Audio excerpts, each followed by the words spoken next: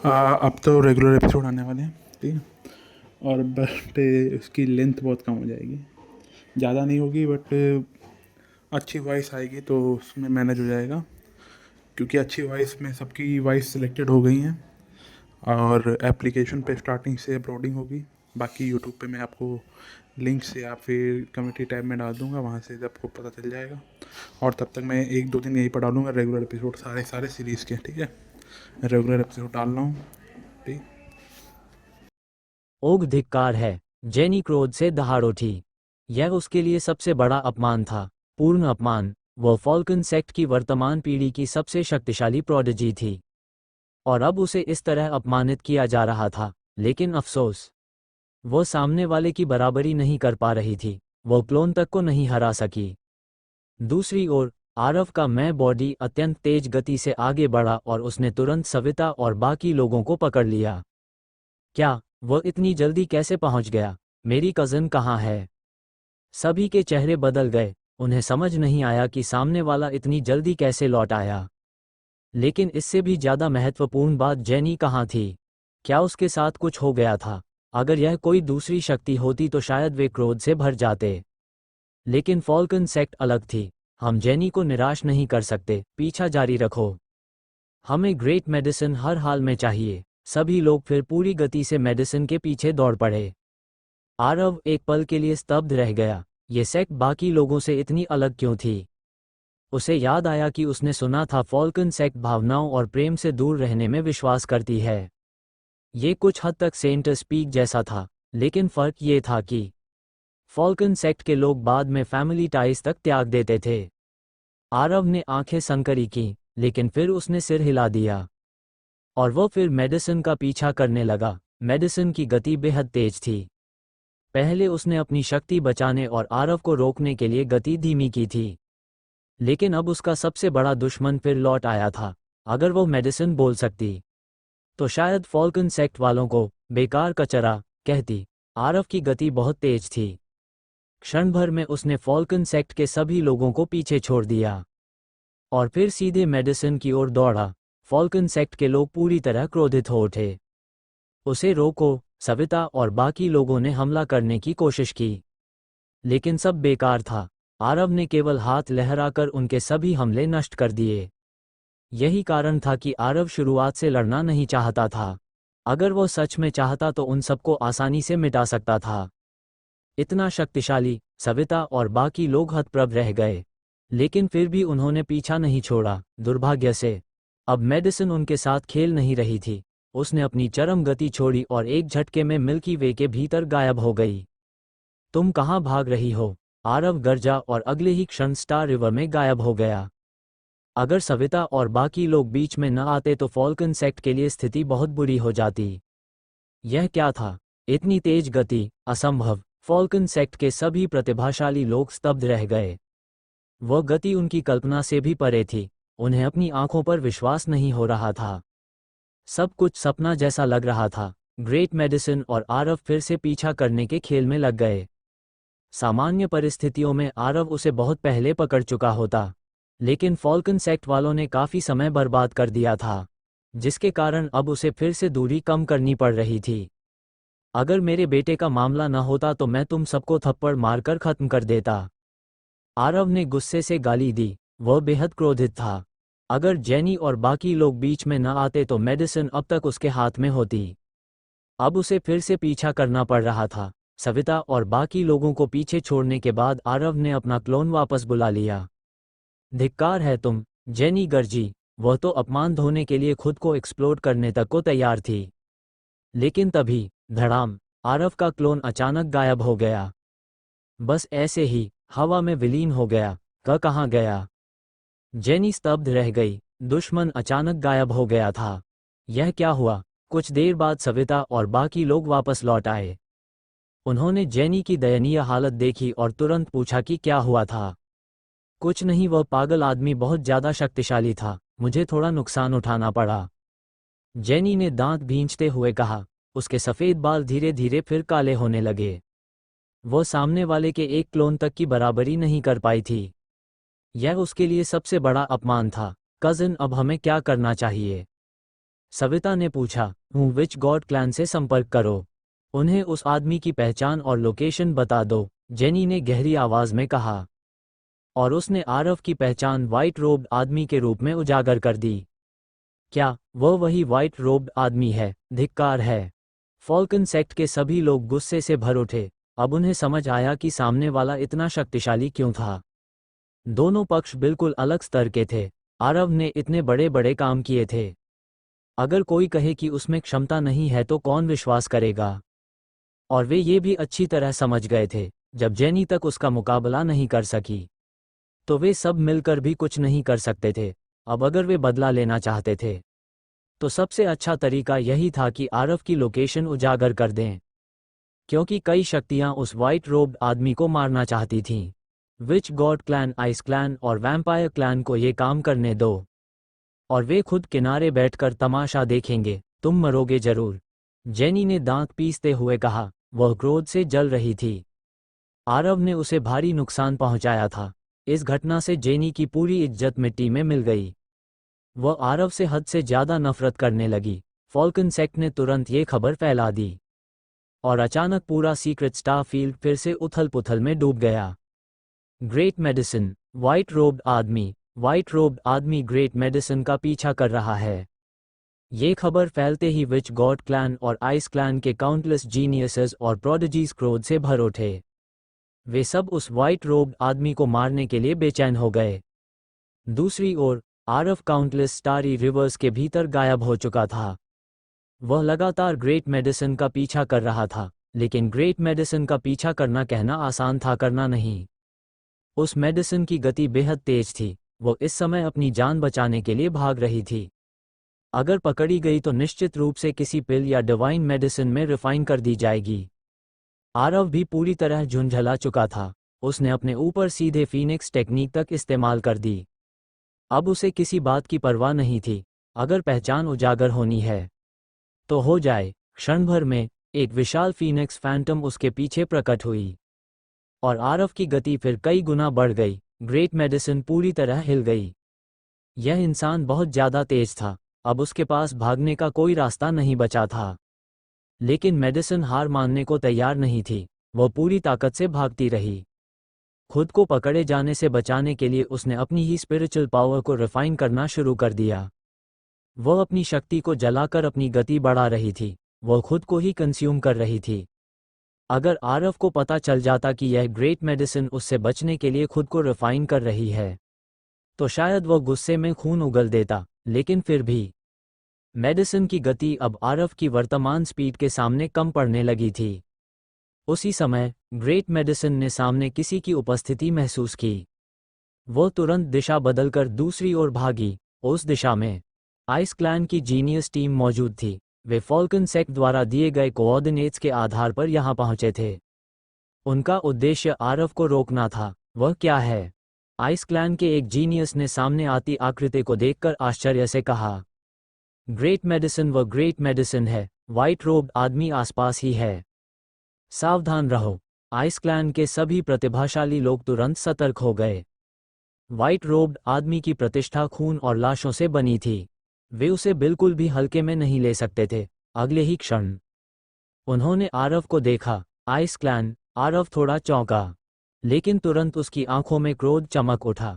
अगर सामने heart opening sect के लोग होते तो आरव कुछ हद तक संकोच करता, लेकिन आइस क्लैन, ही मारो, वही है। आइस क्लैन के प्रतिभाशाली लोग गरज उठे, लेकिन अगले ही पल आरव ने सीधे हमला कर दिया और उन सभी को दबा दिया। उसने केवल 2 सबसे शक्तिशाली लोगों को जिंदा छोड़ा और उन्हें जयंत के हवाले कर दिया। बाकी सभी सीधे मार दिए गए। उनके स्टोरेज आर्टिफैक्ट्स और स्पिरिट बीस्ट आर्टिफैक्ट्स सब लूट लिए गए। ये सब करने के बाद आरव फिर से ग्रेट मेडिसिन का पीछा करने निकल पड़ा। अब उसके पास फीनिक्स फैंटम थी, इसलिए मेडिसिन तक पहुंचना उसके लिए आसान हो गया था। आधे घंटे बाद आरव का चेहरा थोड़ा अजीब हो गया, क्योंकि जयंत ने अभी उसे कुछ खबरें दी थीं। Witch god clan, ice clan, blood clan और अन्य शक्तियां अब आरव को मारने के लिए अस्थायी रूप से लव और तन्वी की हत्या की अपनी योजना तक छोड़ चुकी थीं। वे इस समय पूरी ताकत से आरव का पीछा कर रही थीं। ये तो दिलचस्प है। आरव ने कभी नहीं सोचा था कि उसके भीतर इतना आकर्षण होगा। अगर उसे पहले से पता होता तो उसे इतनी मेहनत करने की क्या जरूरत थी। उसे सीधे विच गॉड क्लैन और आइस क्लैन के लोगों को इंटरसेप्ट करके मारना चाहिए था, फिर उन्हें खुद अपनी स्थिति बता देता। आरव लगातार मेडिसन का पीछा करता रहा। इस दौरान उसे कुछ और छोटे समूह मिले, वे भी दुश्मन शक्तियों के लोग थे। और फिर आरव ने बिना किसी दया के उन्हें मार दिया। उनके स्टोरेज आर्टिफैक्ट्स लूट लिए, कुछ लोगों को जिंदा छोड़कर जयंत को दे दिया ताकि जयंत थोड़ा आनंद ले सके। ये तरीका बुरा नहीं है।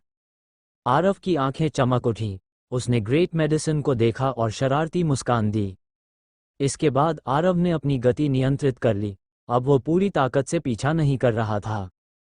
और दूसरी ओर ग्रेट मेडिसन ने भी महसूस किया कि आरव की गति धीमी हो गई है।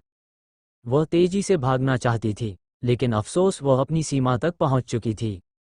अब वह चाहे भी तो ज्यादा तेज नहीं भाग सकती थी, इसलिए दोनों पक्षों ने यही गति बनाए रखी। ग्रेट मेडिसन भागती रही और आरव उसका पीछा करता रहा। फिर उन्हें एक के बाद एक वे जीनियस ग्रुप्स मिलने लगे जो आरव को इंटरसेप्ट और किल करने आए थे। और फिर आरव उन सभी को दबा देता, उनके स्टोरेज आर्टिफैक्ट्स लूट लिए जाते और फिर सब मारे जाते। दोनों पक्षों के बीच ये सहयोग काफी अच्छा चल रहा था।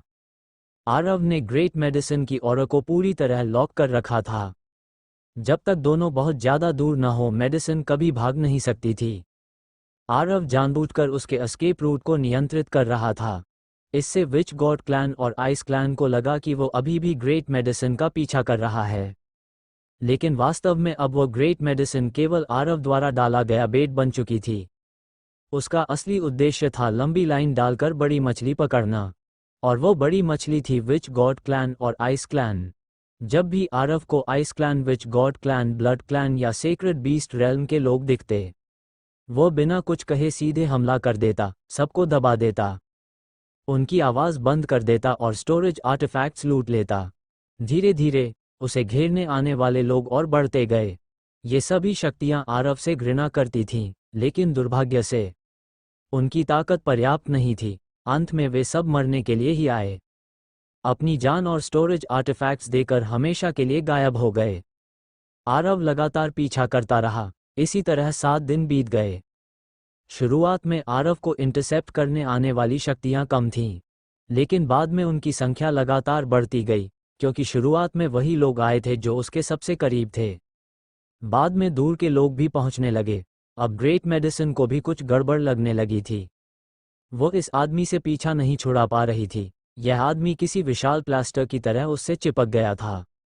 मेडिसन रोना चाहती थी, वो लगभग पूरी तरह एग्जॉस्टेड हो चुकी थी, लेकिन फिर भी आरव से बच नहीं पा रही थी।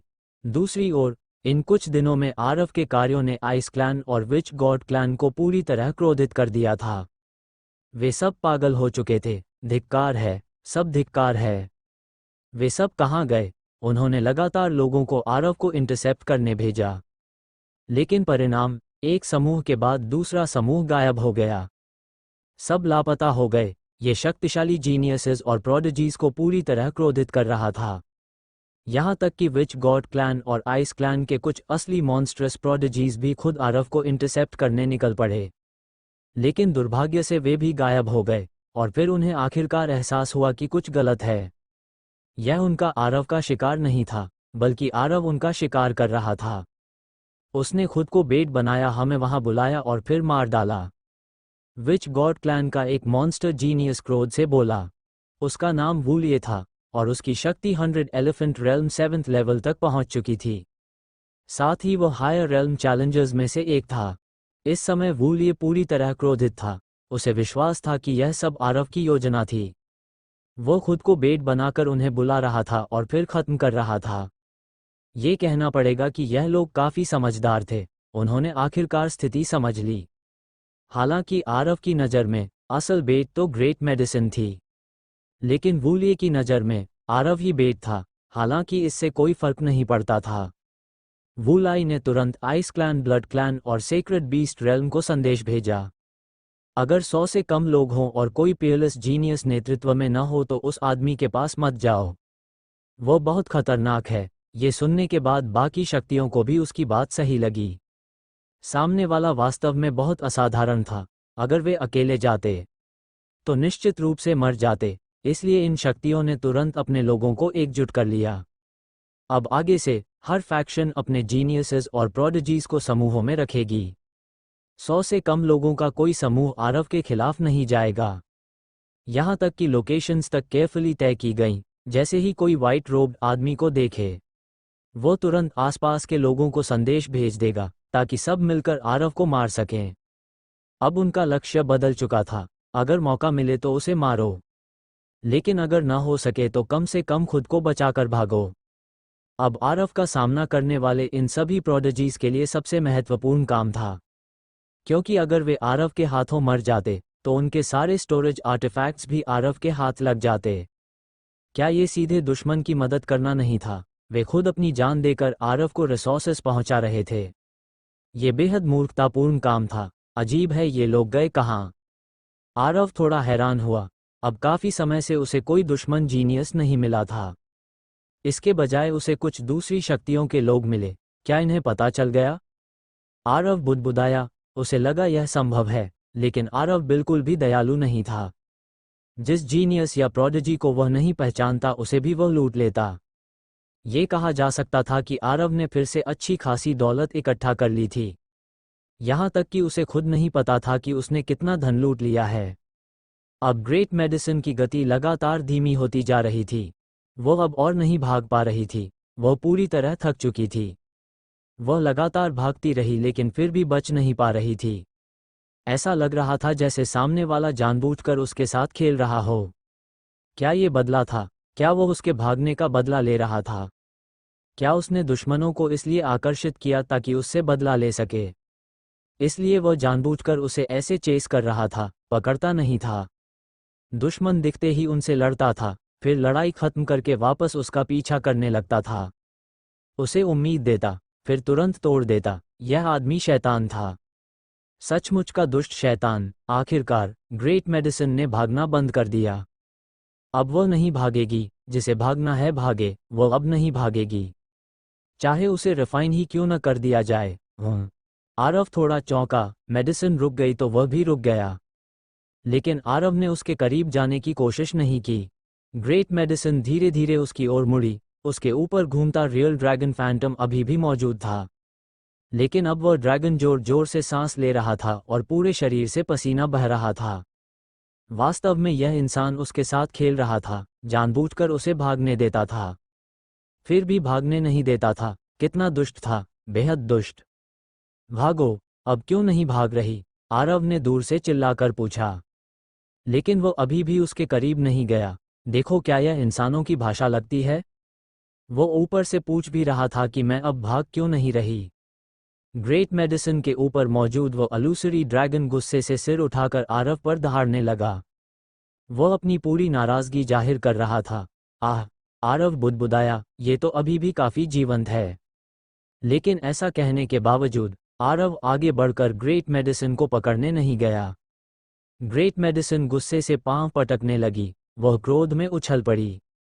अगले ही क्षण ग्रेट मेडिसिन फिर से भागने लगी और आरव फिर उसके पीछे हो लिया। दोनों के बीच की दूरी बिल्कुल वैसी ही बनी रही। 15 मिनट बाद मेडिसिन फिर से रुक गई। उसने बेहद नाराज निगाहों से आरव को घूरा। उसके ऊपर मौजूद अलूसरी ड्रैगन का सिर तो जैसे गुस्से में धुआं छोड़ने लगा था। भागो, रुक क्यों गई? भागती रहो, तुम बच सकती हो, आरव ने डाली को उत्साहित करते हुए कहा। उसे लगा सामने वाली थक गई है इसलिए आराम करना चाहती है, लेकिन ये सुनकर डाली और ज्यादा गुस्सा हो गई। वह सही थी, जैसा उसने सोचा था बिल्कुल वैसा ही था। यह आदमी उसके साथ खेल रहा था, ऊपर से उसका हौसला भी बढ़ा रहा था। क्या कोई ऐसा भी करता है? कौन ऐसा इंसान होगा जो किसी ग्रेट मेडिसिन को देखकर उत्साहित न हो? लेकिन परिणाम, यह आदमी जानबूझकर उसे भागने देना चाहता था। ये कैसे संभव था? तुम भाग क्यों नहीं रही? तेज भागो, इस बार मैं धीरे धीरे तुम्हें पकड़ूंगा। आरव ने हाथ हिलाकर संकेत दिया कि वह और तेज भागे। ग्रेट मेडिसिन लगभग पागल हो गई। क्या वो बच्ची है? क्या वे कोई खेल खेल रहे हैं? क्या उसे पकड़ने की गति भी कम की जाएगी? अगर यह बात बाहर फैल गई तो पूरी मेडिसिन दुनिया के लिए शर्म की बात बन जाएगी। अगले ही पल ग्रेट मेडिसिन ने भागना बंद कर दिया। इतना ही नहीं, वह खुद आरव की ओर उड़कर चली आए। मेडिसिन दांत पीस रही थी, उसका चेहरा क्रोध से भरा था। यह क्या कर रही है? आरव थोड़ा चौंका। वो अभी इस ग्रेट मेडिसिन को पकड़ना नहीं चाहता था। वो तो अभी इसे बेट की तरह इस्तेमाल करना चाहता था। लेकिन परिणाम, ग्रेट मेडिसिन खुद उसके पास आ गई। ये कैसी बकवास थी? लेकिन सिर्फ आरव नहीं चाहता था, इसका मतलब यह नहीं कि डाली भी नहीं चाहती थी। ग्रेट मेडिसिन ने फैसला कर लिया था कि अब वह नहीं भागेगी। वह आराम से मरना पसंद करेगी, लेकिन इस तरह की यातना अब और नहीं सहेगी। ग्रेट मेडिसिन उड़कर सीधे आरव के सामने आ गई। फिर उसने उसके सामने पैर पटका। उसके ऊपर रियल ड्रैगन फैंटम घूम रहा था। लेकिन ड्रैगन बुरी तरह हाँफ रहा था। वह लगभग एग्जॉस्शन की हालत में था। तुम मेरे सामने समर्पण कर रही हो? आरव ने आश्चर्य से पूछा। ग्रेट मेडिसिन, वह बोल ही नहीं सकती थी, वरना वह निश्चित रूप से आरव से मरते दम तक लड़ती। मरने के बाद भी अपनी नाराजगी जताती। नहीं बॉस, यह आपको अमानवीय कह रही है। उसी समय आरव के शरीर के भीतर मौजूद एनलाइटनमेंट सीड ने डिवाइन थॉट्स भेजे। मुझे गाली दे रही है? आरव ने आश्चर्य से पूछा और डाली को बुरी नज़रों से देखने लगा। एनलाइटनमेंट सीड कभी उससे झूठ नहीं बोलता था। इसका मतलब डाली सच में उसे गालियां दे रही थी। डाली खुद भी चौंक गई। क्या सामने वाला उसकी बातें समझ सकता है? तुम मुझे गाली क्यों दे रही हो? आरव ने ठंडे स्वर में पूछा। फिर उसने एक झटके में ग्रेट मेडिसिन को पकड़ लिया। जैसे ही आरव ने उसे अपनी आंखों के सामने लाकर देखा, उसने ऊपर मौजूद ट्रू ड्रैगन अलूजन को ध्यान से देखा। ड्रैगन आसमान की ओर दहाड़ रहा था। उसकी आवाज में अथाह दुख भरा था। वह ऐसा दुख था जो पूरी तरह एग्जॉस्शन और मिजरी से भरा हुआ था। बॉस, यह अभी बहुत दुखी है। एनलाइटनमेंट सीड ने फिर डिवाइन थॉट्स भेजे। दुखी? इसमें दुखी होने की क्या बात है? आरव ने आश्चर्य से पूछा। इसे आपने टॉर्चर किया है। आरव, मैंने इसे कैसे टॉर्चर किया? आप खुद नहीं जानते? एनलाइटनमेंट सीड ने हैरानी से पूछा। जल्दी बताओ, मैंने इसे कैसे टॉर्चर किया? आरव ने पूछा। ये सच था कि उसने ग्रेट मेडिसिन को बेट की तरह इस्तेमाल किया। लेकिन भागना तो उसी ने शुरू किया था। ये चीज़ बहुत चालाक थी। ये लगातार भीड़ की ओर भागती थी, यहाँ तक कि उन लोगों को इस्तेमाल करके आरव को मरवाना चाहती थी।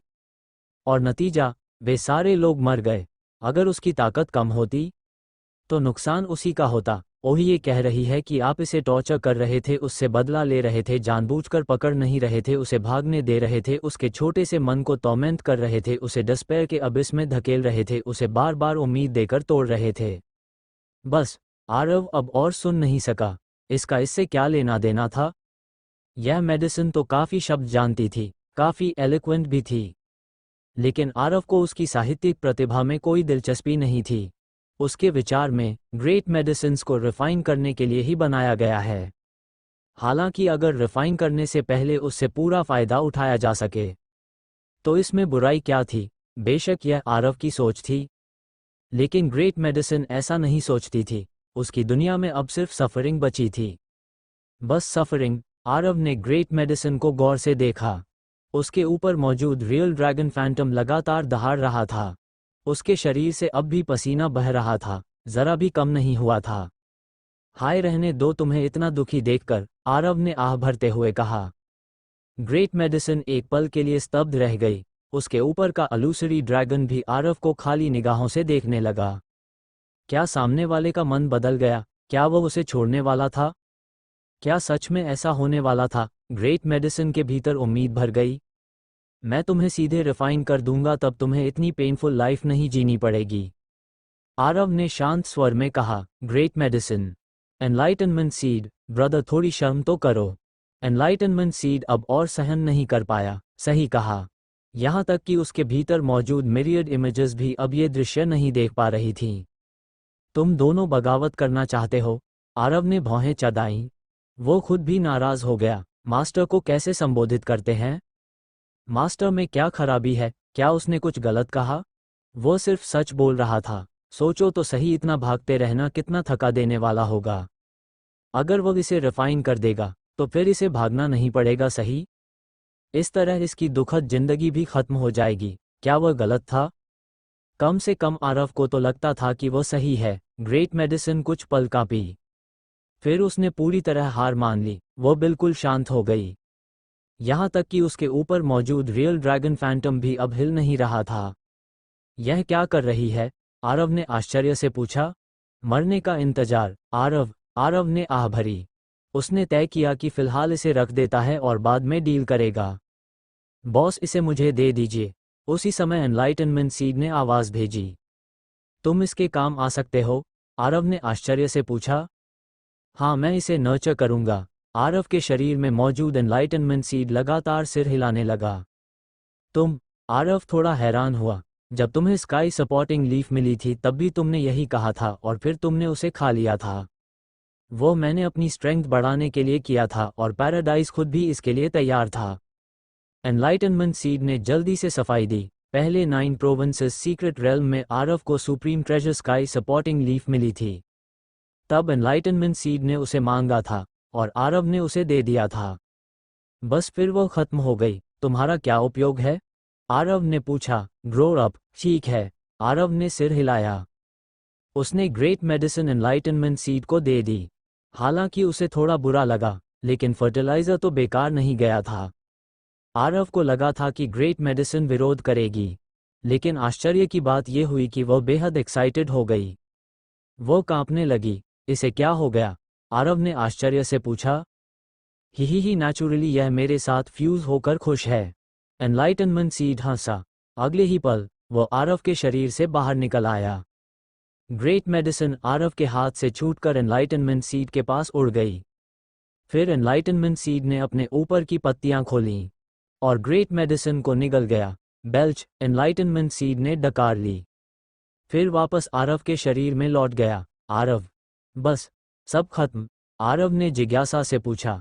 अब इसे धीरे धीरे रिफाइन होने का इंतजार करना होगा। एनलाइटनमेंट सीड ने डिवाइन थॉट्स भेजी। उसके शरीर की हरी रोशनी पहले से भी ज्यादा तेज हो गई। ठीक है। आरव ने सिर हिलाया। अब बेट खत्म हो चुकी थी और उसके अपने प्लान के अनुसार अब उसे खेल जारी रखने की जरूरत नहीं थी। साथ ही आरव पहले ही महसूस कर चुका था, विच गॉड क्लैन और आइस क्लैन शायद उसकी योजना समझ चुके हैं। अचानक आरव ने भौहें सिकोड़ ली और दूर देखने लगा। एक समूह उसकी ओर आ रहा था। उन सबकी और बेहद फियर्स और शक्तिशाली थी। फिर आ गए, कितना अच्छा। आरव मुस्कुराया। आने वाले लोग विच गॉड क्लैन के थे और उनमें कई बेहद शक्तिशाली लोग थे। उनमें डजन्स 100 एलिफेंट रेल्म जीनियसेस मौजूद थे। ये पूरा अभियान निश्चित रूप से आरव के लिए था। देखो, वही आदमी है। सही है, पहले जो पोर्ट्रेट फैला था वही आदमी है। उसे मार डालो। विच गॉड क्लैन के सभी जीनियसेस और प्रोडिजीज आरव की ओर झपट पड़े। वे आरव को मारना चाहते थे। ही सही समय पर आए हो। आरव गरजा। उसने पीछे हटने का कोई इरादा नहीं दिखाया, बल्कि खुद आगे बढ़ गया। 15 मिनट बाद विच गॉड क्लैन के सभी जीनियसेस और प्रोडिजीज आरव द्वारा पराजित हो चुके थे। आरव ने गहरी सांस ली। उसका चेहरा भी बेहद गंभीर था। तुम्हें हमारी विच गॉड क्लैन जरूर मार डालेगी। 100 एलिफेंट रेल्म 8th लेवल का एक विच गॉड क्लैन प्रोडिजी जहरीली आवाज में बोला।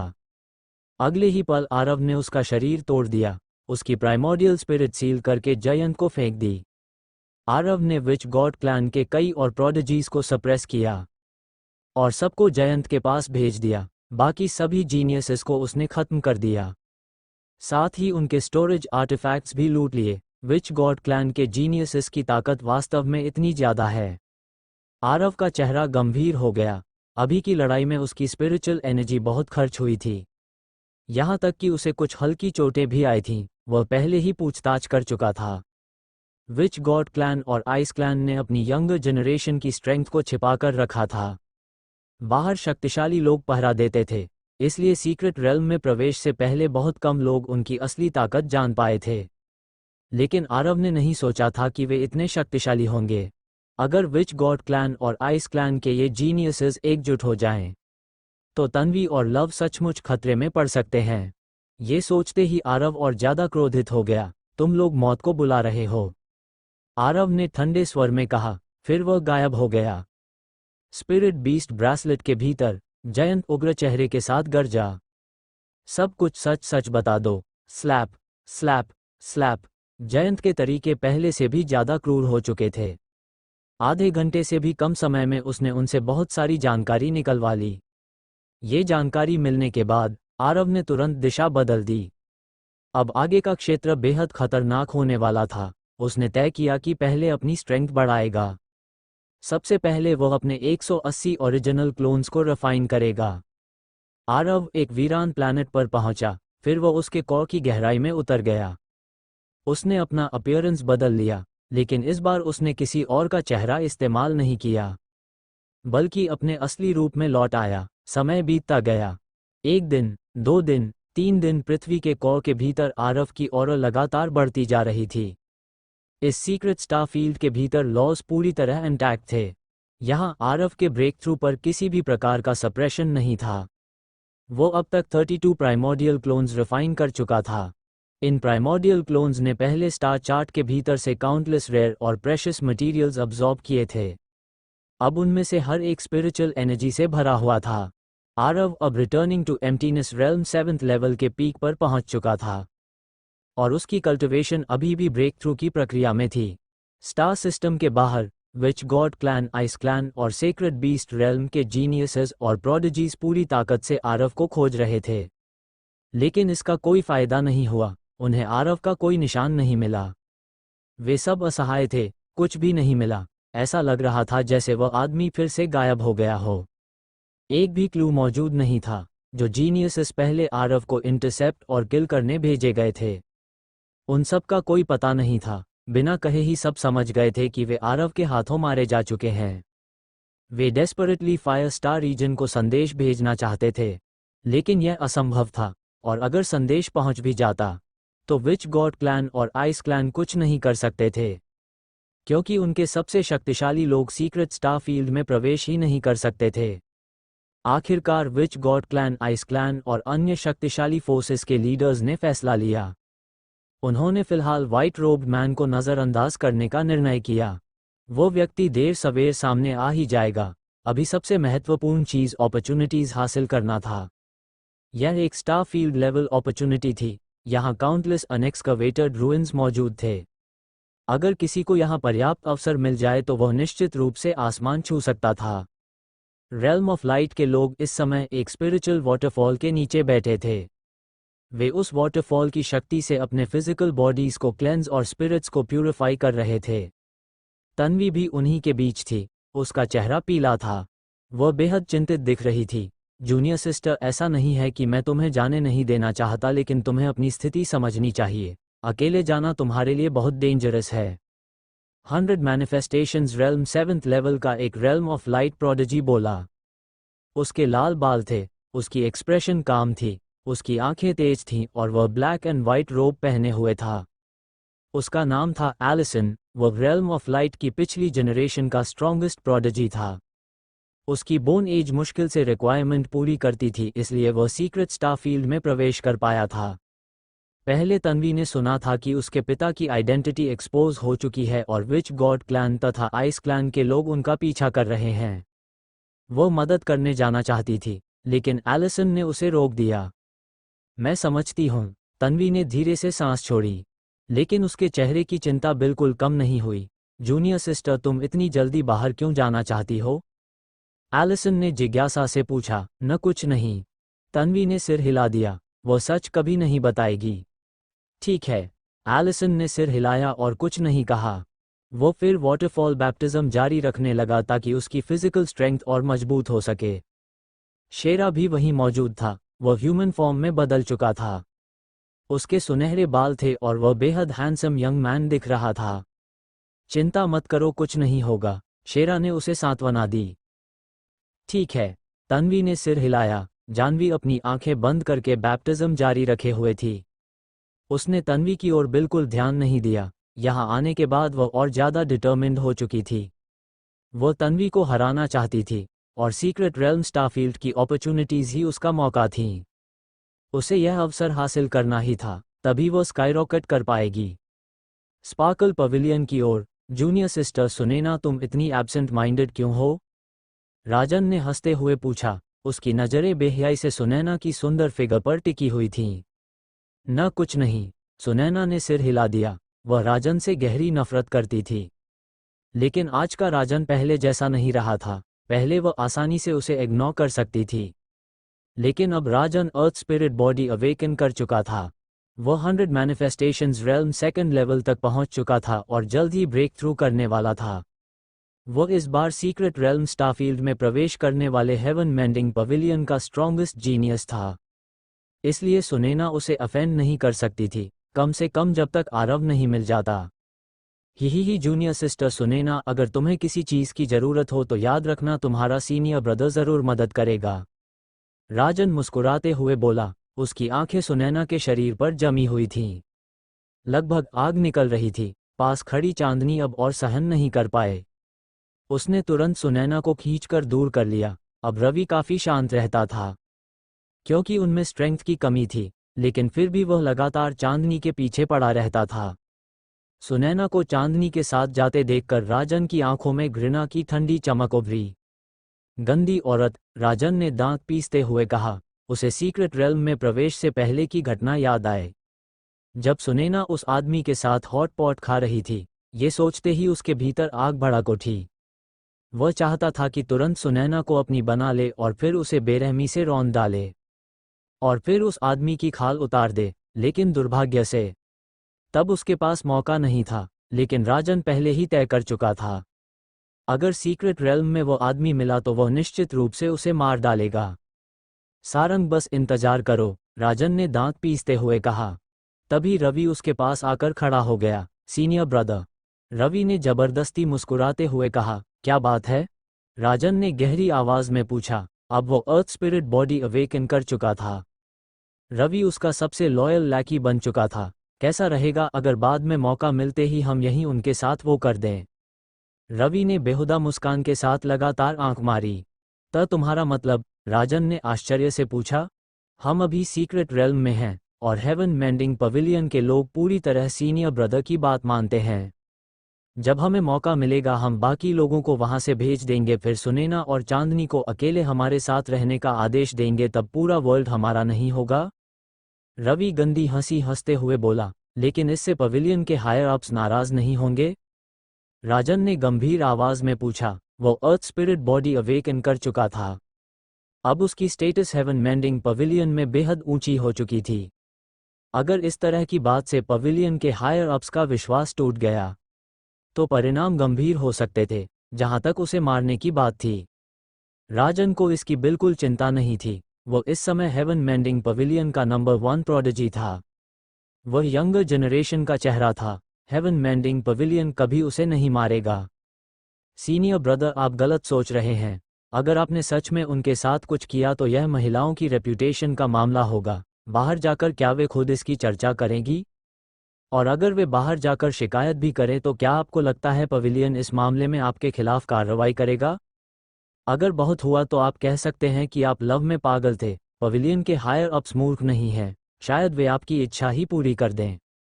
उस समय सुनैना ऑफिशियली आपकी वुमन बन जाएगी, तब क्या वह आपको इग्नोर कर पाएगी? रवि बड़ी चालाकी और लॉजिक के साथ बोलता गया।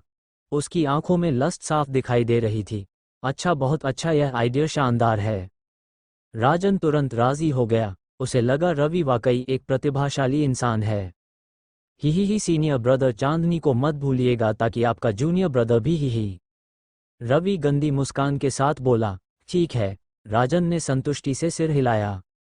लेकिन अगले ही पल वो थोड़ा रुका और मुस्कुराते हुए बोला, हालांकि। रवि चौंका। पहले मैं जाऊंगा।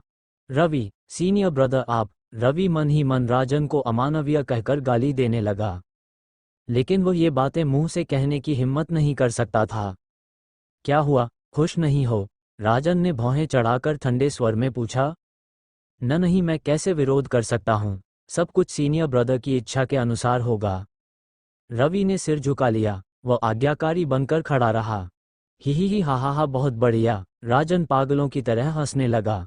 उसकी हंसी चारों ओर गूंज उठी। वह पूरी तरह एरोगेंट हो चुका था।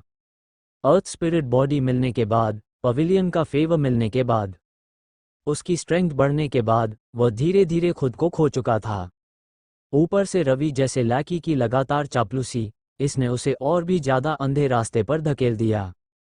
माउंट सेंटस की ओर कशिश भारी किलिंग इंटेंट के साथ सेंटस पीक की डिसाइपल्स को लेकर हर जगह आरव को खोज रही थी। रोजी भी उसके साथ थी, उसके चेहरे पर भी ठंडी एक्सप्रेशन थी। वह भी आरव को खत्म करना चाहती थी, लेकिन दुर्भाग्य से बहुत खोजने के बाद भी उन्हें आरव का कोई निशान नहीं मिला। उनकी शुरुआत वाली जगह काफ़ी दूर थी, जब तक वे आरव और ग्रेट मेडिसिन की दिशा में पहुंचे। वह पहले ही गायब हो चुका था। समृद्धि, रेड विच और नैना भी उसी समूह में थीं। वे सच में आरव को ढूंढ रही थीं। वे जानना चाहती थीं कि वह आदमी सच में आरव है या नहीं। लेकिन अफसोस, उन्हें कोई क्लू नहीं मिला। चलो उधर चलते हैं, कशिश ने ठंडे स्वर में कहा। उसके शरीर से भारी किलिंग इंटेंट निकल रही थी। वह आरव से हड्डियों तक नफरत करती थी। वह हर पल उसे मार डालना चाहती थी।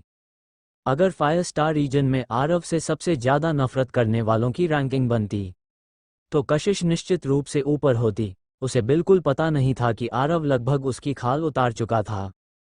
यही कारण था कि इस दौरान कशिश पागलों की तरह कल्टीवेशन कर रही थी। किल आरव, रिवेंज, रिवेंज। समृद्धि, रेड विच और नैना बेहद असहाय थीं। वे सभी हैरान थीं। आखिर आरव ने कशिश के साथ ऐसा क्या किया था जिससे उनकी सीनियर सिस्टर न्यू इतनी पागल हो गई थी। कशिश माउंट सेंटस में काफ़ी लोकप्रिय थी। पहले वह समृद्धि और रेड विच का भी बहुत ध्यान रखती थी। वे सच में जानना चाहती थी आरव ने आखिर किया क्या था। अगर संभव हो तो वे सच में आरव और कशिश को टकराते नहीं देखना चाहती थीं। जहाँ तक रोजी की बात थी, उसे कोई फर्क नहीं पड़ता था। मर जाए तो अच्छा ही है। ट्रेजर पवेलियन के लोग, ये यंग पावर हाउसेस, इस समय एक विशाल बेल के नीचे बैठे थे। ये जायंट बेल बेहद एक्स्ट्रॉर्डिनरी थी। वह पर्वत जितनी विशाल थी और उससे एंशिएंट साउंड निकल रही थी। हर बार बेल बजती तो ट्रेजर पवेलियन के जीनियसेस और प्रोडिजीज के शरीर से काले रंग की इम्प्योरिटीज बाहर निकलतीं। वे उनके फिजिकल बॉडी की इम्प्योरिटीज थीं। इस समय वे प्योरिफिकेशन और रीबर्थ की प्रक्रिया से गुजर रहे थे। लव विशाल घंटी के नीचे बैठा था। उसकी एक्सप्रेशन ठंडी और गंभीर थी। वह बहुत कम मुस्कुराता था। उसकी ऑरा रिस्ट्रेन लेकिन भारी महसूस हो रही थी। उसकी फिजिकल स्ट्रेंथ लगातार बढ़ती जा रही थी। लव का वर्तमान realm returning to void realm 9th level की शुरुआती अवस्था तक पहुंच चुका था और वह 9th लेवल के पीक की ओर बढ़ रहा था। उसकी फिजीक बेहद स्पेशल थी। वह बिल्कुल हेवनली टायरेंट रौनक की तरह था। उसके हर कल्टिवेशन ब्रेक थ्रू के लिए सामान्य लोगों की तुलना में कहीं अधिक रिसोर्सेज की आवश्यकता होती थी। अगर ट्रेजर पवेलियन पूरी ताकत से उसकी मदद न करता, तो लव के लिए ग्रो करना बेहद कठिन हो जाता। सीक्रेट स्टार फील्ड में प्रवेश करने के बाद लव ये बात अच्छी तरह समझ चुका था। उसका और रौनक का बैटल निश्चित रूप से लाइफ एंड डेथ बैटल बनने वाला था। पहले लव और रौनक के बीच जो ड्यूल हुए थे, उनके आसपास हमेशा ट्रेजर पवेलियन और एंशिएंट बार्बेरियन क्लैन के स्ट्रॉन्गेस्ट एक्सपर्ट्स छिपकर गार्ड करते रहते थे। इसलिए दोनों पक्ष डेथ बैटल नहीं लड़ सकते थे। वे एक दूसरे को मारने में पूरी तरह असमर्थ थे। लेकिन इस बार सब अलग था। यह एक सीक्रेट रेल्म था। यहाँ अगर कोई मरा तो वह सच में मर जाएगा। इसीलिए लव हार नहीं सकता था। उसे और स्ट्रॉन्गर बनना ही था। यही कारण था कि सीक्रेट रेल्म खुलने से पहले ट्रेजर पवेलियन ने लव को मजबूत बनाने में कोई कसर नहीं छोड़ी, क्योंकि इस सीक्रेट रेल्म के भीतर उसमें और रौनक में से केवल एक ही जीवित रह सकता था। Dragon palace. नूर इस समय क्रिस्टल क्लियर पूल के भीतर बैठा था। ये ड्रैगन वॉशिंग पूल कहलाता था। नूर की ऑरा लगातार बढ़ रही थी और अधिक टेरिफाइंग होती जा रही थी। ड्रैगन पैलेस फैक्शन बेहद शक्तिशाली था। फायर स्टार रीजन में उसकी रैंकिंग टॉप 3 के भीतर मानी जाती थी।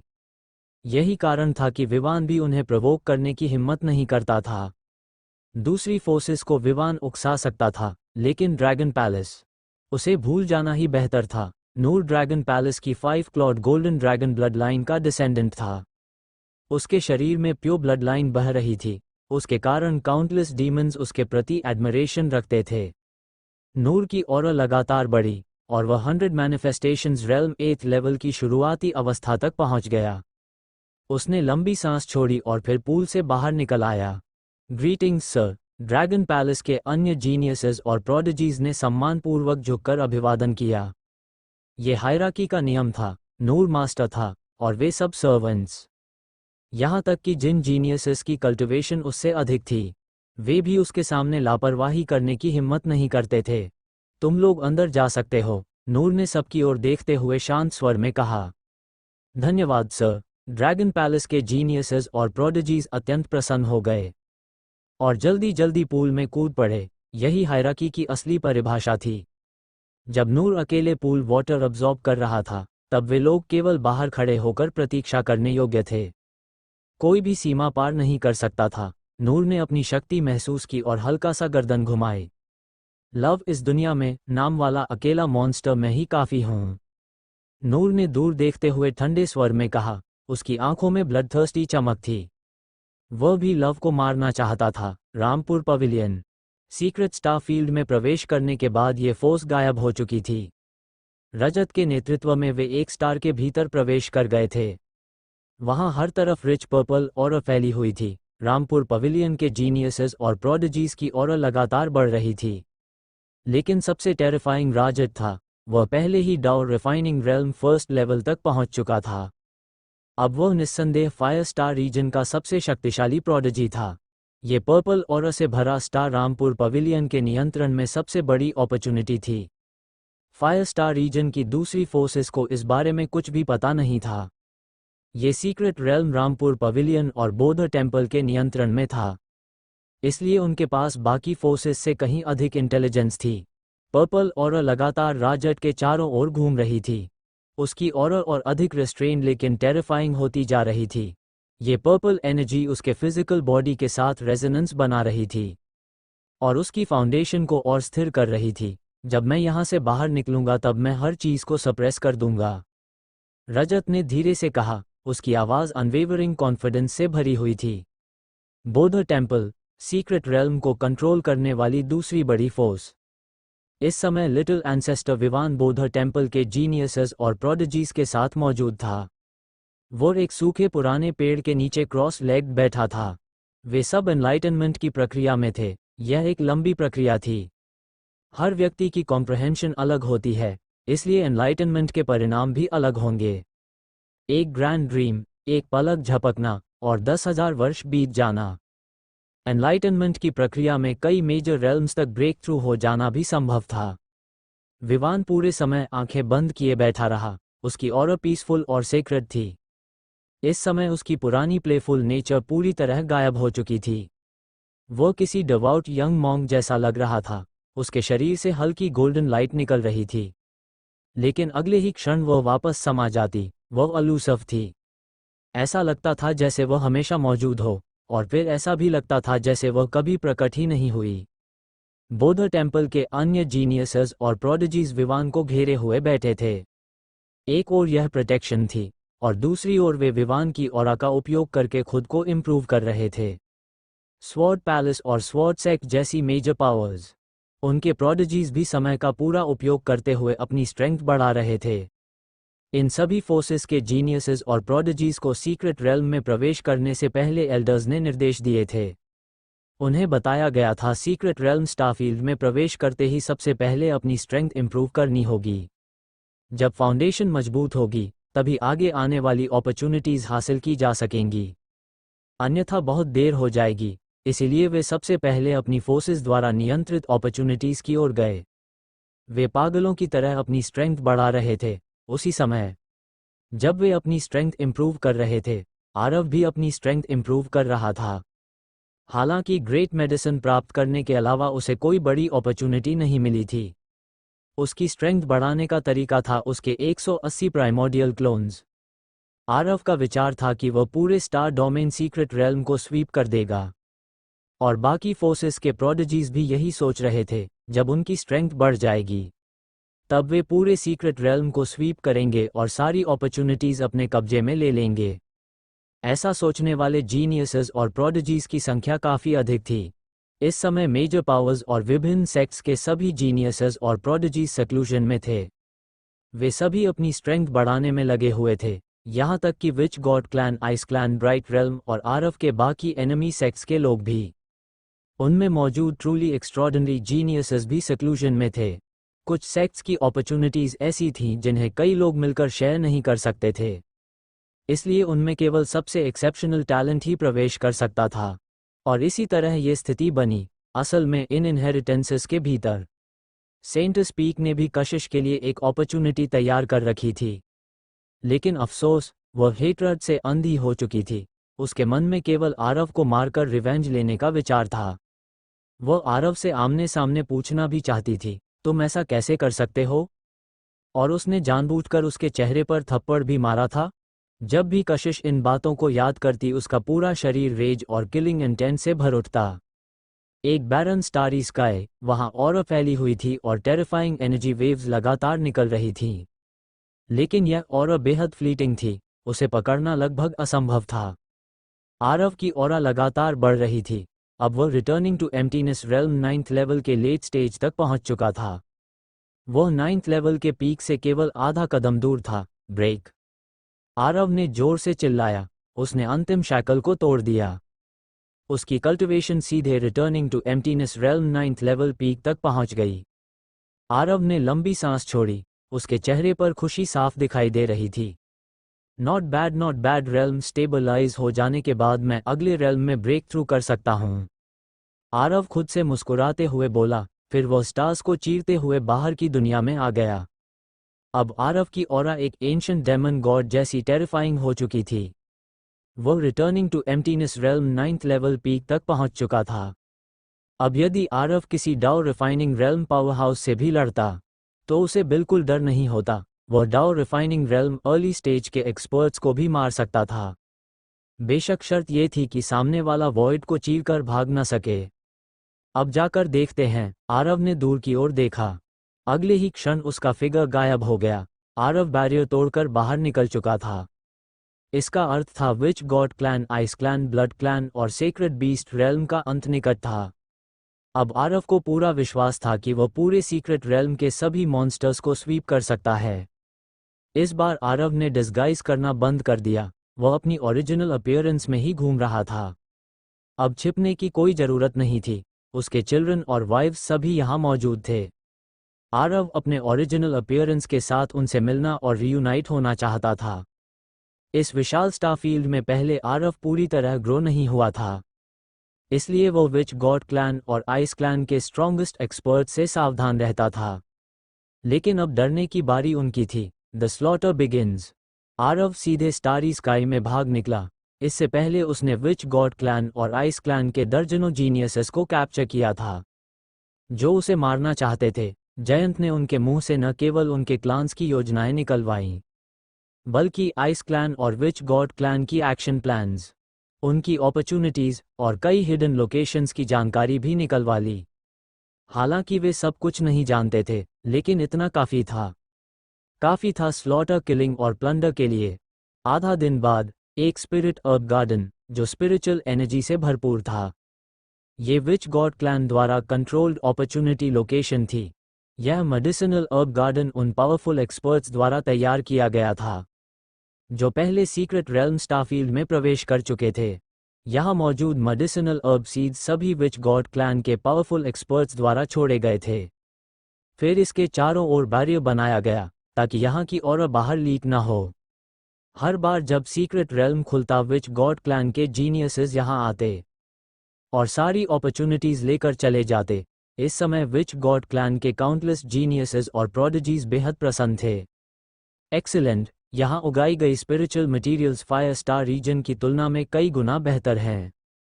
ऑफ कोर्स, इन्हें इस प्लैनेट की प्राइमोर्डियल पावर को सॉइल बनाकर उगाया गया है और डजन्स नियरबाई स्टार्स की स्पिरिचुअल पावर इसमें डाली गई है। उस वाइट रोब विलन की कोई खबर मिली? जल्दी रिफाइन करो, कुछ प्रेशियस स्पिरिचुअल मटेरियल्स वापस ले जाएंगे, फिर उस विलन का हंट करेंगे। विच गॉड क्लैन के जीनियसेस लगातार चर्चा कर रहे थे। वे सभी आरव से नफरत करते थे। जो भी आरव को मार देगा वो विच गॉड क्लैन का हीरो बन जाएगा। ये प्रोडिजीज लगातार स्पिरिचुअल मटेरियल्स कलेक्ट कर रहे थे। उन्हें यहाँ की रिस्ट्रिक्शंस तोड़ने में काफ़ी समय लगा था और तभी अचानक एक टेरिफाइंग ऑरा डिसेंड हुई। विच गॉड क्लैन के कई जीनियसेस और प्रोडिजीज ने अपने दिल में इनएक्सप्लिकेबल प्रेशर महसूस किया। डर कांपना उनके भीतर फैल गया। Who is it? Which god clan के इन एक्सपर्ट्स ने शौक में ऊपर देखा। ये वेजिटेबल गार्डन काफ़ी अच्छा है, धन्यवाद सब लोग। आरव ने ब्राइट वाइट स्माइल दिखाते हुए कहा, तो तुम कौन हो? विच गॉड क्लैन के जीनियसेस और प्रोडिजीज के एक्सप्रेशंस अचानक बदल गए। लेकिन सवाल पूछने के बाद उन्हें ये चेहरा फेमिलियर लगने लगा, मानो उन्होंने पहले कहीं पोर्ट्रेट में इसे देखा हो। वह है स्लेव रेल्म का ह्यूमन एम्परर? विच गॉड क्लैन का एक जीनियस कांपती आवाज में बोला। उसका पूरा शरीर अनकंट्रोलेबली कांप रहा था। 9 प्रोविंसेस स्लेव रेल्म का ह्यूमन एम्परर? क्या? नहीं, नामुमकिन। वह आदमी तो मर चुका था। हाँ, कई ग्रैंड एल्डर्स ने मिलकर उसे मार दिया था। उसका जिंदा होना असंभव है। आरव के मूव करने से पहले ही विच गॉड क्लैन के ये जीनियसेस और प्रोडिजीज पूरी तरह केओस में पड़ गए। उस समय आरव ने 9 प्रोविंसेस से लड़ते हुए बाहर निकलने तक बैटल की थी। वो बेहद डोमिनियरिंग था। उसने अकेले विच गॉड क्लैन के कई एल्डर्स का सामना किया था। वे सभी डाउ रिफाइनिंग रेल्म एक्सपर्ट्स थे, लेकिन आरव बिल्कुल नहीं डरा था। और उस बैटल के बाद आरव का पोर्ट्रेट भी एक्सपोज हो गया था। इसीलिए विच गॉड क्लैन के ये जीनियसेस और प्रोडिजीज आरव को देखते ही पहचान गए। तुम लोग मुझे जानते हो? आरव ने आश्चर्य से पूछा। उसे उम्मीद नहीं थी कि वह इतना फेमस हो चुका है। अभी तो उसने अपीयरेंस दिखाई ही थी और विच गॉड क्लैन के ये लोग तुरंत उसे पहचान गए। तो तुम सच में वही हो? बकवास बंद करो, उसे मारो। विच गॉड क्लैन के सभी जीनियसेस और प्रोडिजीज की आंखों में फियर्स किलिंग इंटेंट चमक उठा। अब बात यहां तक पहुंच चुकी थी तो और कुछ कहने का मतलब नहीं था। इस आदमी को मार दो और सब खत्म हो जाएगा। इसके अलावा अगर वे अटैक नहीं करेंगे तो क्या सामने वाला उन्हें छोड़ देगा? किल। विच गॉड क्लैन का एक मॉन्स्ट्रस प्रोडिजी दहाड़ा और सबसे पहले आरव की ओर झपटा। बाकी जीनियसेस और प्रोडिजीज भी तुरंत पीछे पीछे हमला करने दौड़ पड़े। वे आरव को मारना चाहते थे। हाँ, बस इतनी ताकत? आरव ने कोल्ड स्माइल के साथ कहा। उसके दाएं हाथ में गोस्टली ब्लू फ्लेम प्रकट हुई। क्रिम्सन फ्लेम फट पड़ी, लेकिन आज की क्रिम्सन स्काई डेमन फ्लेम पहले जैसी बिल्कुल नहीं थी। कई स्ट्रेंज फायर्स अब्जॉर्ब करने के बाद अब ये फ्लेम बेहद टेरिफाइंग बन चुकी थी। गहरी डार्क ब्लू फ्लेम्स ने विच गॉड क्लैन के उन मॉन्स्ट्रस जीनियसेस को पूरी तरह एंगल्फ कर लिया। ध्यान रखना चाहिए, पहले क्रिम्सन स्काई डेमन फ्लेम ने विच गॉड क्लैन के डाउ रिफाइनिंग रेल्म एक्सपर्ट की मैजिक वेपन तक जला दी थी। अब ये फ्लेम उससे भी अधिक टेरिफाइंग हो चुकी थी। ये फ्लेम, इसमें कोई गलती नहीं हो सकती। यह आदमी क्या सच में स्लेव रेल्म का ह्यूमन एम्परर है? जल्दी किसी तरह खबर बाहर भेजो। विच गॉड क्लैन के जीनियसेस और प्रोडिजीज पूरी तरह डिस्पेयर में डूब गए। उन्हें डेथ अपने सामने दिखाई देने लगी। अब वे केवल एक ही काम कर सकते थे। ये खबर बाहर पहुंचानी होगी कि स्लेव रेल्म का ह्यूमन एम्परर अभी जिंदा है, ताकि क्लैंसमैन सावधान हो जाएं। लेकिन अफसोस, टेरिफाइंग क्रिम्सन फ्लेम्स के नीचे विच गॉड क्लैन के ये सभी जीनियसेस और प्रोडिजीज पल भर में राख बन गए, पूरी तरह गायब। उनके फिजिकल बॉडीज और प्राइमोर्डियल स्पिरिट्स दोनों फ्लेम्स में अनाइलेट हो गए। क्या शानदार अर्ब गार्डन है! विच गॉड क्लैन के मॉन्स्ट्रस जीनियसेस को मारने के बाद आरव बिल्कुल शांत था। लेकिन जब उसने स्पिरिट मटीरियल गार्डन की ओर देखा तो उसकी आंखें चमक उठीं। इस बार तो जैकपॉट लग गया। आरव कान से कान तक मुस्कुराया, फिर उसने 1 chi transforms into 3 pure ones technique इस्तेमाल की। अगले ही क्षण 3 और आइडेंटिकल आरव प्रकट हो गए। अब Aarav returning to emptiness realm 9th level peak तक पहुंच चुका था। इसलिए 1 chi transforms into 3 pure once की अपर लिमिट भी बढ़ चुकी थी। चारों आरव ने एक साथ अटैक किया और पूरे स्पिरिचुअल मटेरियल गार्डन को लूट लिया।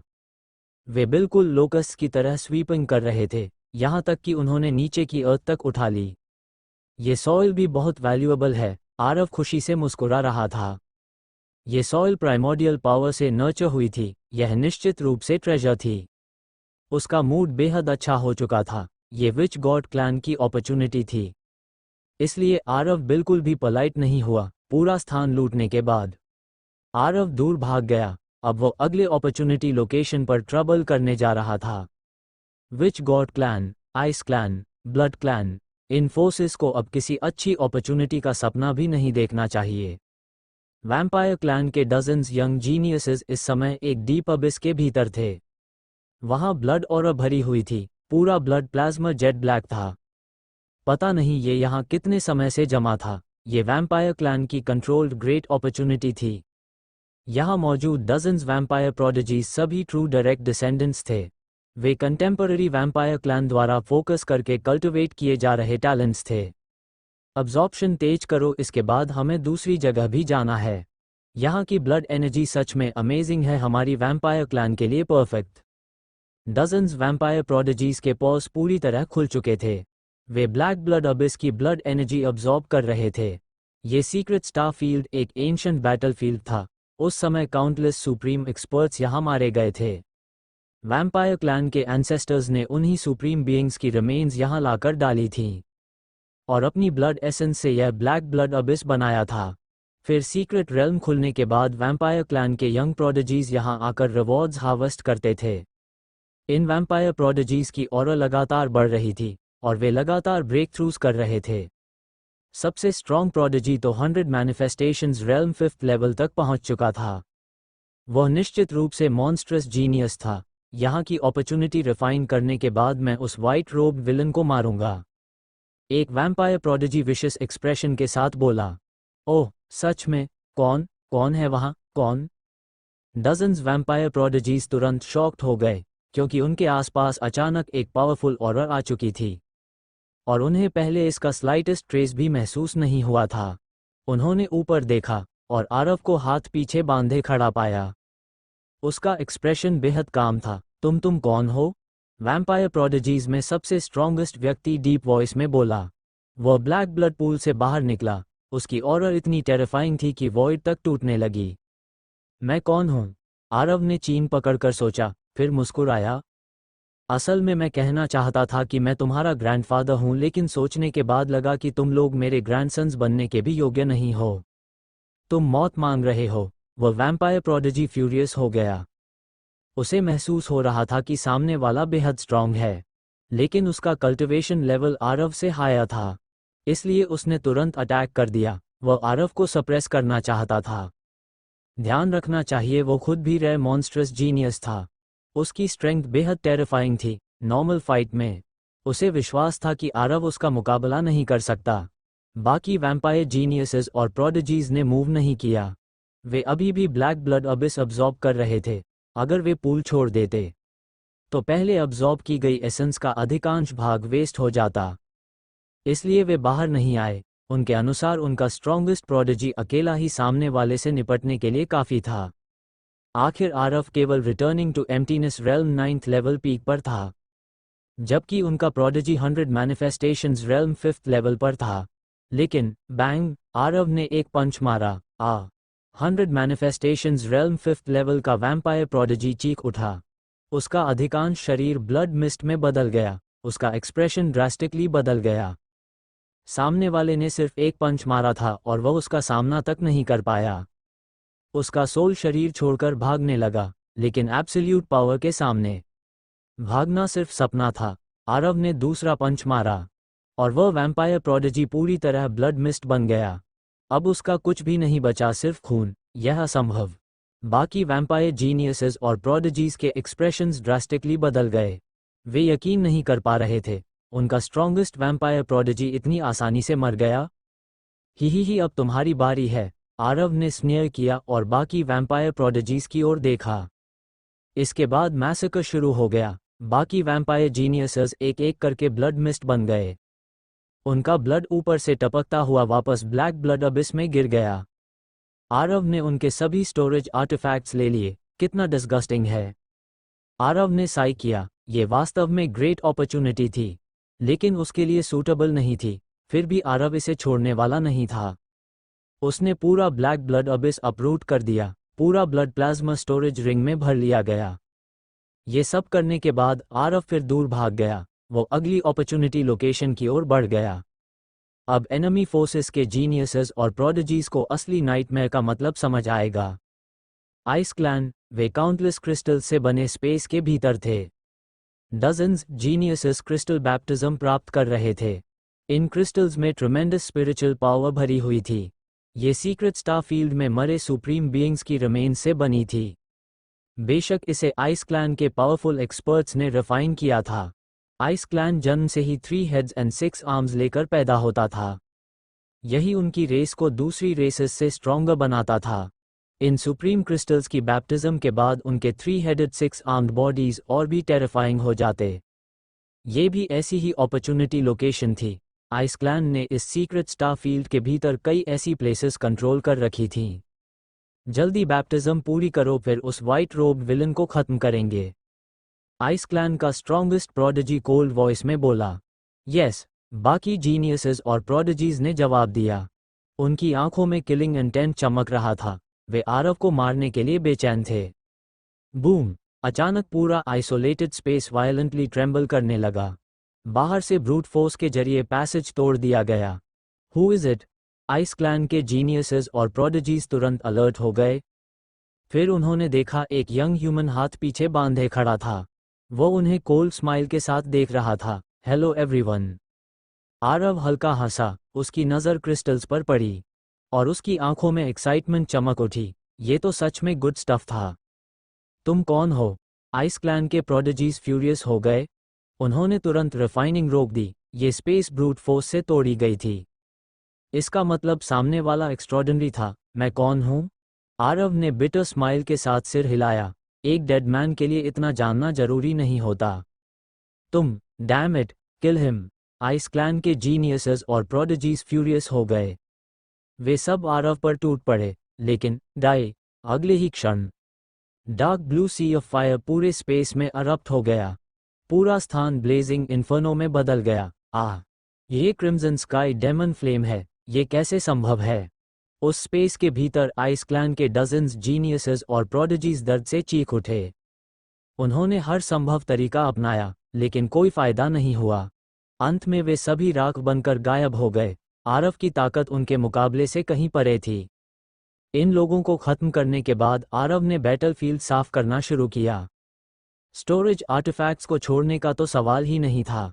आरव ने सारे क्रिस्टल्स अपने साथ ले लिए, और जहां तक इस अपॉर्चुनिटी प्लेस की बात थी, उसने उसे पूरी तरह अपरूट कर दिया। ये सब करने के बाद आरव दूर भाग गया।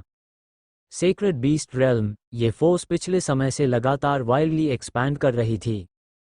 उन्होंने कई एक्सेप्शनली टैलेंटेड इंडिविजुअल्स को रिक्रूट किया था, और यहाँ उनके पास अपनी यूनिक अपॉर्चुनिटीज भी थीं। हंड्रेड्स डेमन जीनियसेस और प्रोडिजीज अपनी ट्रू फॉर्म्स में बदल चुके थे। वे एक स्टैचू से बैप्टिज्म प्राप्त कर रहे थे। उस स्टैचू का ह्यूमन हेड और एनिमल बॉडी था। हालांकि वह सिर्फ स्टैचू थी, लेकिन उससे निकलने वाली ऑरा बेहद टेरिफाइंग थी। बैप्टिज्म प्राप्त कर रहे हंड्रेड्स डेमन जीनियसेस बेहद रिस्पेक्टफुल एक्सप्रेशंस के साथ बैठे थे। ये स्टैचू एक डिवाइन ऑब्जेक्ट थी। ये डेमन रेस के एक ट्रू सुप्रीम बीइंग की स्कल्पचर थी। उसमें स्ट्रॉन्गेस्ट ऑरा समाई हुई थी, लेकिन इसका प्रभाव केवल डीमंस पर काम करता था। ये सीक्रेट स्टारफील्ड के भीतर सेक्रेड बीस्ट रेल्म की ग्रेट अपॉर्चुनिटीज में से एक थी। हर बार स्टैचू अपनी बैप्टिज्मल पावर रिलीज करती, तो पीक पर लौटने के लिए उसे काउंटलेस ईयर्स चाहिए होते थे। और तभी आरव वहां पहुंच गया। कौन है? सेक्रेड बीस्ट रेल्म के हंड्रेड्स प्रोडिजीज फ्यूरियस होकर न्यूकमर की ओर घूरने लगे। बुरा नहीं है। आरव ने स्टैचू को देखते हुए इंटरेस्ट से सिर हिलाया। उसके भीतर ट्रिमेंडस डेमोनिक पावर थी। तुम कौन हो? सेक्रेड बीस्ट रेल्म के ये प्रोडिजीज फ्यूरियस हो गए। वे अपनी स्ट्रेंथ एनहांस कर रहे थे, और तभी उन्हें इंटरप्ट कर दिया गया था। डेड पीपल को जानने की जरूरत नहीं होती, आरव ने कोल्ड वॉइस में कहा। एरोगेंट, तुम्हारी इतनी हिम्मत, इसे मारो। सेक्रेड बीस्ट रेल्म के हंड्रेड्स प्रोडिजीज ने एक साथ हमला कर दिया। वे सभी अपनी ओरिजिनल फॉर्म्स में थे। हर तरह के मॉन्स्टर्स वहां दिखाई दे रहे थे। उनके बॉडीज बेहद विशाल थे, लेकिन उनका परिणाम पहले से तय था। Bang bang bang! आरव ने पावरफुल मूव्स के साथ उन सभी को सप्रेस कर दिया। तो तुम कौन हो? सेक्रेड बीस्ट रेल्म का एक प्रोडिजी कांपती आवाज में बोला। यह आदमी बहुत स्ट्रांग था, इतना टेरिफाइंग कि वे डिस्पेयर में डूब गए। ही स्लेव्स को जानने का अधिकार नहीं होता। आरव ने अचानक अपना विचार बदल दिया। उसे लगा ये सभी अच्छे इंग्रेडिएंट्स बन सकते हैं। फिर उसने इंडिविजुअल स्पिरिट बीस्ट ब्रेसलेट्स निकाले और सेक्रेड बीस्ट रेल्म के सभी जीनियसेस और प्रोडिजीज को कलेक्ट कर लिया। भविष्य में जब पूरा परिवार साथ बैठेगा तो उन्हें अच्छे से एंजॉय किया जाएगा। ये सब करने के बाद आरव ने human headed animal bodied statue की ओर देखा। अच्छा है। आरव ने तुरंत मूव किया। वह स्टैचू को अपने साथ ले जाना चाहता था। लेकिन स्टैचू ने रेबेलियन कर दी, वह आरव के साथ जाने को तैयार नहीं थी। इसके भीतर स्पिरिट है, नहीं ये स्टैचू की ओन विल है क्योंकि मैं डेमन नहीं हूँ। ही अफसोस, लेकिन ये तुम्हारे हाथ में नहीं है। आरव स्नेह करने लगा, फिर उसने फोर्सफुली मूव किया। उसे परवाह नहीं थी कि स्टैचू डैमेज होगी या नहीं। वैसे भी यह उसकी चीज नहीं थी, ये सेक्रेड बीस्ट रेल्म की अपॉर्चुनिटी थी। अगले ही क्षण स्टैचू को फोर्सबली मूव कर दिया गया। आखिरकार वह आरव की पकड़ से बच नहीं सकी और स्टोरेज रिंग में डाल दी गई। आरव फिर दूर भाग गया, वह लगातार किल और लूट करता जा रहा था। इन हॉस्टाइल फोर्सेस को, उसे इन प्रोडिजीज पर भारी चोट पहुंचानी थी। और धीरे धीरे witch god clan, ice clan, vampire clan, sacred beast realm, इन पावरफुल फोर्सेस ने भी कुछ गड़बड़ नोटिस कर ली। उनकी ओन फैक्शन के प्रोडिजीज और जीनियसेस बड़ी संख्या में मिस्टीरियसली डिसअपियर होने लगे। उन्हें समझ नहीं आ रहा था कि क्या हो रहा है, वे बिना किसी एक्सप्लेनेशन के गायब हो रहे थे। संपर्क पूरी तरह टूट चुका था। इन पावरफुल ग्रुप्स के बाकी लोग नेचुरली वरीड हो गए। आखिर वे अभी सीक्रेट रेल्म के भीतर थे और उनके सामने वाइट रोब विलन जैसा टेरिफाइंग एनिमी भी था। वे अलग अलग अपॉर्चुनिटी प्लेसेस पर पहुंचे, वे अपने फैक्शन के प्रोडिजीज को ढूंढना चाहते थे। लेकिन जब वे पहुंचे तो सब कुछ गायब था, यहां तक कि अपॉर्चुनिटी प्लेस भी डिस्ट्रॉय हो चुकी थी। पूरा स्थान अटली डिशेवल्ड और कंप्लीट मेस बन चुका था। ये किसने किया? हमारे क्लैन की अपॉर्चुनिटी प्लेस ऐसी कैसे हो गई? आह, witch god clan, ice clan, blood clan, sacred beast realm, इन मेजर पावर्स के जीनियसेस पूरी तरह कोलैप्स हो गए। ये घटना उनके लिए बहुत बड़ा ब्लो थी। अगर यह खबर आउटसाइड वर्ल्ड तक पहुंच गई और उनकी रेसेस के स्ट्रॉन्गेस्ट एक्सपर्ट्स को पता चल गया तो वे शायद डिस्पेयर में डूब जाएंगे। अब तो रेगुलर एपिसोड आने वाले हैं, ठीक है। और बट उसकी लेंथ बहुत कम हो जाएगी, ज़्यादा नहीं होगी, बट अच्छी वॉइस आएगी तो उसमें मैनेज हो जाएगा, क्योंकि अच्छी वॉइस में सबकी वॉइस सिलेक्टेड हो गई हैं और एप्लीकेशन पे स्टार्टिंग से अपलोडिंग होगी। बाकी यूट्यूब पे मैं आपको लिंक से या फिर कम्युनिटी टैब में डाल दूंगा, वहाँ से आपको पता चल जाएगा। और तब तक मैं 1-2 दिन यहीं पर डालूंगा रेगुलर एपिसोड, सारे सीरीज़ के, ठीक है। रेगुलर एपिसोड डाल रहा हूँ।